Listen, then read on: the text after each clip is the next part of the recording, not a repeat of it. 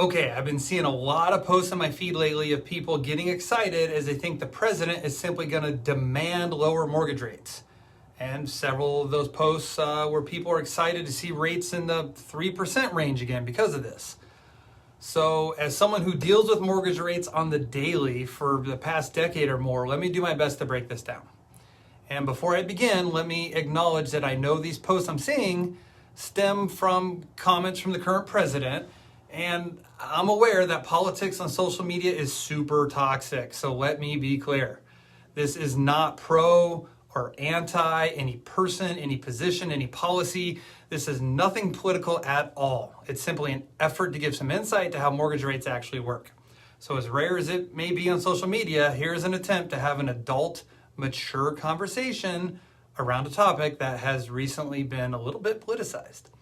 So let's start with the basic question of, can the office of the President of the United States, whoever is in that office at the time, simply declare mortgage rates to go up or down? The short answer is no. That's not how any of this works. That would be like saying the president can sign an order declaring the stock market to be double in value for every American effective immediately. It's just not that simple. Now, one might say, hey, Greg, I know the president doesn't set the rate, but the Fed does. And let's say you also know that the Fed is supposed to be politically insulated. But for the sake of argument, let's say the Fed is no longer that way, or let's say we're in a situation where the president one day is directly in charge of the Fed. Even still, if they were at that point to lower the Fed rate, that doesn't mean the mortgage rate also goes down. Take a look at this chart here. Case in point, the last 3 federal rate cuts, you can see the Fed rate going down, and what did the mortgage rate do? They continued to go up. These two things are not the same. Then you might say, but Greg, I know that happened during COVID. The Fed cut the rate down to effectively 0, and mortgage rates were at historic lows. And while those two things did happen, one did not directly cause the other. What's important to also understand is that it's not like mortgages are funded directly by the U.S. Treasury. There's several layers involved, including originators, aggregators, and government agencies insuring these, and what's called mortgage-backed securities, which are then traded on the secondary market. These trades and traders on the secondary market ultimately determine what the current mortgage rate is. Now, let's review what happened during COVID.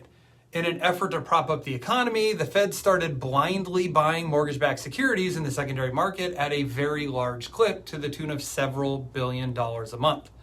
In fact, the last article I read, I believe the Fed is currently holding roughly $2 trillion worth of mortgage-backed securities on its balance sheet.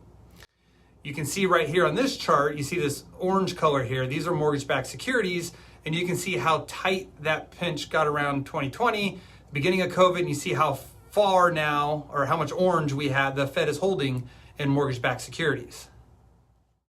This massive government spending was called quantitative easing and helped drive the mortgage rates down. The government later reduced the amount of quantitative easing they were injecting into the market each month, which was called tapering off. And here are some links to some articles with some charts and info where you can read further on all these numbers. Now, fast forward to today, if you or any politician or Fed chair or whoever would like to see mortgage rates at a similarly historic low, we could consider spending another couple $1 trillion to blindly buy mortgage-backed securities in the secondary market. But last I checked, the U.S. government isn't exactly the most fiscally sound body, and we don't simply have an extra $2 trillion just sitting around collecting dust.